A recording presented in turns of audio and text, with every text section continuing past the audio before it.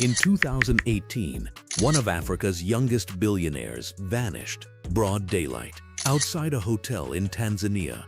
Armed men, no ransom, no trace. For 9 days, the country held its breath. Then, just as suddenly, he returned. No explanation, no arrests, no press conference. But what most people missed was the bigger story. This wasn't just a kidnapping, it was a warning shot, fired at a man whose family empire touches every corner of Tanzanian life. And yet, you've probably never heard of them. Today on Epic Story, we're diving into the real-life story of the Dewji family, founders of the Metal Group, one of the largest, most influential conglomerates in all of East Africa. We'll uncover how they built their empire through grit, strategy, and silence, how they came to dominate everything from soft drinks to sugar, cement to cell phones, and how their story is also the story of modern Tanzania. But this isn't just about money. It's about identity, survival, and the uncomfortable truth of how modern empires are built quietly. To understand the Dewjis, we start in Singida, a small town in central Tanzania. The Dewji story begins with Gulamabbas Dewji, a humble trader from Gujarat, India, who arrived in colonial East Africa in the early 1900s. Back then, Asian merchants were middlemen in a colonial system. Many were poor, few had land, even fewer had power. But Gulamabbas saw opportunity. He opened a small trading shop, importing goods, selling textiles, and building relationships, real ones. It wasn't flashy, it was patient. Decades later, his son would take it further. But it was his grandson who would change everything. Mohammed Dewji, born in 1975, had something rare, local roots and a global education. He studied finance in the US, returned home in his early 20s, and took over the modest family business. At the time, Tanzania's economy was opening up. Privatization was sweeping the country. State-owned factories were collapsing. Mo saw what others didn't. This was the moment. He started acquiring failing textile mills, beverage companies, cooking oil refineries, soap factories, one after the other. And instead of tearing them down for profit, he revived them. Thousands of jobs, dozens of industries, billions in revenue. What Mo Dewji built was more than a business. He built Metal Group, Mohammed Enterprises Tanzania Limited, now active in more than 11 sectors, employing over 35,000 people with revenues exceeding $1.5 billion annually. Let that sink in. In Tanzania, when you buy a soft drink, cook with oil, wear cotton, or use shipping services, you're probably using something Dewji touched. He's not just one of the richest men in Africa. He's one of the most integrated into his country's economy. And yet, he keeps a low profile.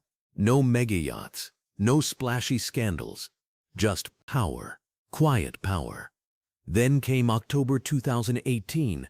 Mo Dewji was kidnapped at gunpoint from a luxury hotel gym in Dar es Salaam. No ransom was paid, no kidnappers were found. 9 days later, he reappeared. His only statement? "I thank God I'm alive." The silence was louder than words. Was it business rivals? Political enemies? An inside job? We still don't know. But what it revealed was this: even billionaires in Tanzania aren't untouchable, especially when their influence starts to feel too big. Before we continue, if you're enjoying stories like this, hit that like button and subscribe to Epic Story. It helps us dig deeper and bring you rare financial histories like this. On the surface, Mo Dewji is a national hero. He's created tens of thousands of jobs, revitalized dying industries, and pledged to give away half his fortune through the Giving Pledge.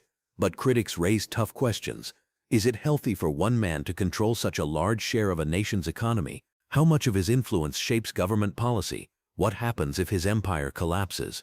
And like many billionaires, Dewji's success sits at a complex intersection of capitalism, politics, and legacy. Some say he's Tanzania's Rockefeller. Others whisper comparisons to oligarchs. The truth? He's somewhere in between. Today, Mo Dewji is just 49 years old, but his legacy is already locked in.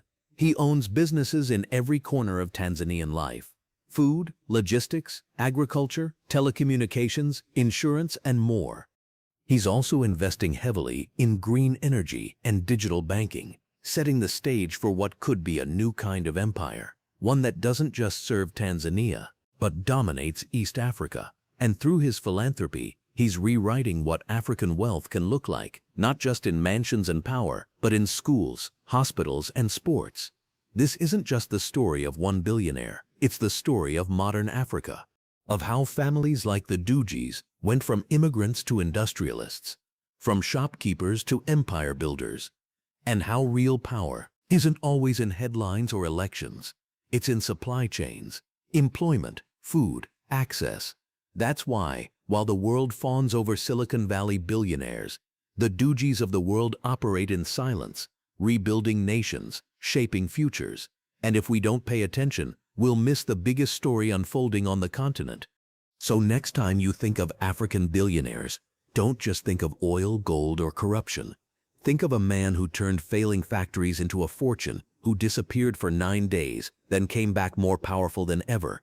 The Dewjis don't own half of Tanzania, but they control more of it than most governments ever will. If you enjoyed this story, smash that like button, subscribe to Epic Story, and share it with someone who thinks they know where real wealth comes from. Because at Epic Story, we don't just talk about money, we talk about the power behind the money and the families rewriting history while the world looks away. This is Epic Story, where wealth meets legacy. See you in the next one.